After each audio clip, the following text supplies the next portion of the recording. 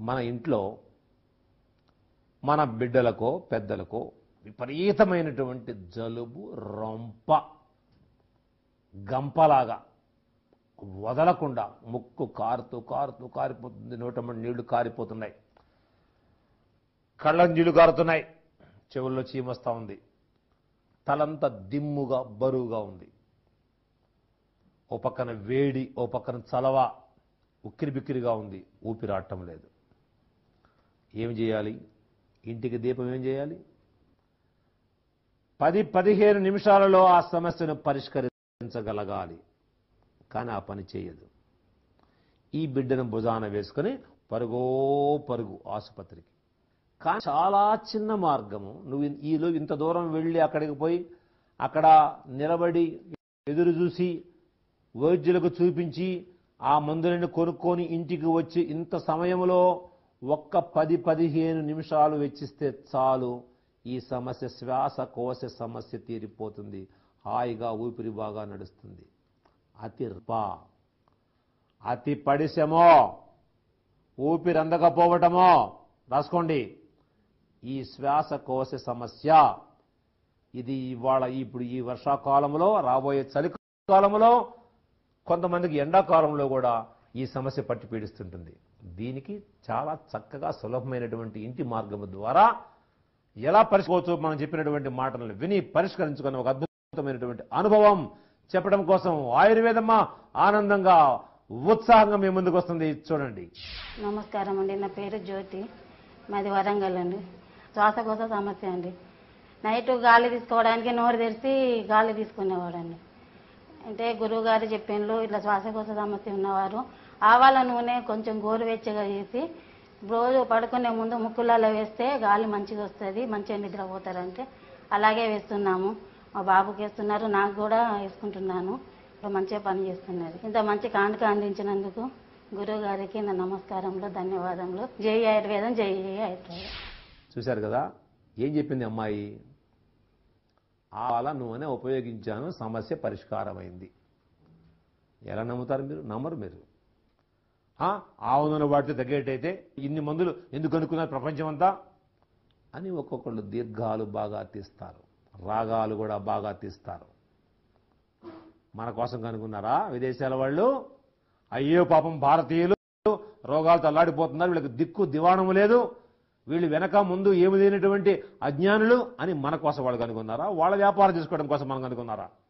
ఆవాల నూనె పెద్దవాడు 4 చుక్కలు రోజుకు 3 సార్లు గోరువెచ్చగా చెవులలో వేసుకోవాలి, ముక్కుల్లో వేసుకోవాలి. చిన్న బిడ్డలకైతే 1-2 చుక్కలు. ఒళ్ళు మొత్తము గోరువెచ్చగా బాగా ఈ ఛాతీకి రాసేయాలి, గొంతుకు బాగా ఇలా ఇలా ఇలా ఇలా, మెడలకు బాగా మొత్తం రుద్దాలి, చేతులకు చక్క, అరిచేతులకు చక్క చక్క చక్క చక్క చక్క చక్క రాయాలి, అరిచేతులకి అలాగే ఇలా ఇలా ఇలా ఇలా ఇలా, ఇక్కడ కూడా రాయాలి, ఇలా ఇలా ఇలా రాయాలి, ఈ భాగానికి రాయాలి, ఇక చెవులకు వెనకాల రాయాలి. ఇక వీపుకు మనకు అందదు కాబట్టి ఎవరో ఒక సహాయంతో వీపుకు మాత్రము ఖచ్చితముగా భరించగలిగినంత వేడి గోరువెచ్చగా, కొంచెం ఎక్కువైనా పర్వాలేదు, బాగా రుద్దాలి. దీనికి ఆనుకుని ఊపిరితిత్తులు, అలాగే ఎదురు రొమ్ములకు బాగా రుద్దాలి, పొట్టకు, తొడలకు, పిక్కలకు, అలాగే అరికాళ్ళకు బాగా చక్క చక్క చక్క చక్క చక్క రుద్దాలి. అరికాళ్ళకు బ్రహ్మాండంగా ఇలా రుద్ది చూడండి, ఇట్లా పెట్టుకొని ఇలా పెట్టుకొని చిటికని వేలు ఇలాగా ఇలా కిందికి వంచి దాని మీద బొట్టన వేలు పెట్టి అలా కూర్చొని నిండా గాలి పీల్చుకొని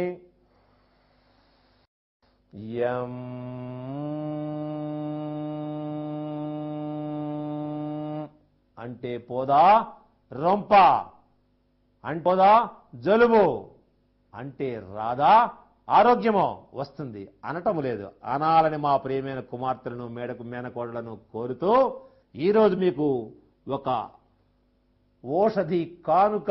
చూడండి తల్లి, వెంపలి చెట్టు.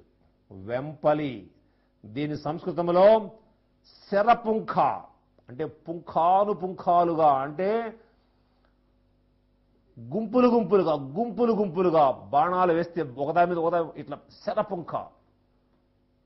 ఆనాడు ఒక అర్జునుడు, ఒక ద్రోణుడు, ఒక భీష్ముడు ఒక కన్ను రెప్ప కాలములో 10-20 బాణాలు వేసేవాడు. అంత వేగంగా చెక్క తీసి చెక్క ఇలా లాగటం తీసేటి వేసేటుండగా ఇది కూడా ఆ పుంఖాలుగా బాణాలను సంధించి శత్రువుని ఎలా చంపుతుందో ఈ చెట్టు కూడా పుంఖాలుగా తన శక్తిని విజృంభింపజేసి క్రిములను సంహరిస్తుంది, పురుగులను చంపుతుంది. అందుకే భూమిలో పంటలకు హాని కలిగించేటువంటి క్రిములను కోసం ఈ మొక్కను తీసి మనకు దమ్ము చేసేటప్పుడు భూమిలో వేసి లోపలికి తొక్కేవాళ్ళు దీన్ని. అంటే దీన్ని ఎరువుగా వాడేవాళ్ళు, లేదా కొళ్ళబెట్టి వేసేవాళ్ళు.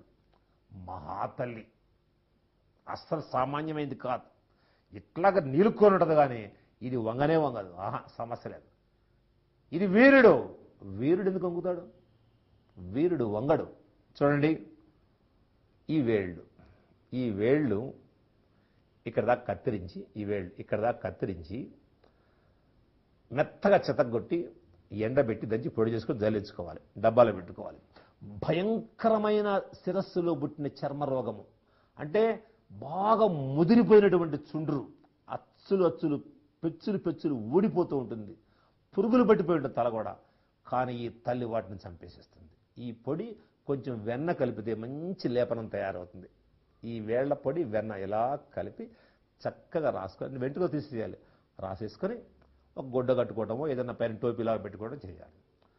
10-15 పూతలలో తిరిగి మరలా చర్మము సహజమైన చర్మము వచ్చుచున్నది. అంతే, తిరుగులేదు. మహాతల్లి శరపుంఖ అలా రాబో చంపేస్తుంది దాన్ని నిలువున. ఈ శరపుంఖ అనబడే వెంపల చెట్టు యొక్క ఉపయోగాన్ని మా బిడ్డలు తెలుసుకొని దీన్ని ఉపయోగించుకొని అవసరమైతే అందరికీ చెప్పాలని కోరుతూ ప్రగతికి మూలం పురుషుల్లో మరొక మార్గం చెప్పుకుందాం.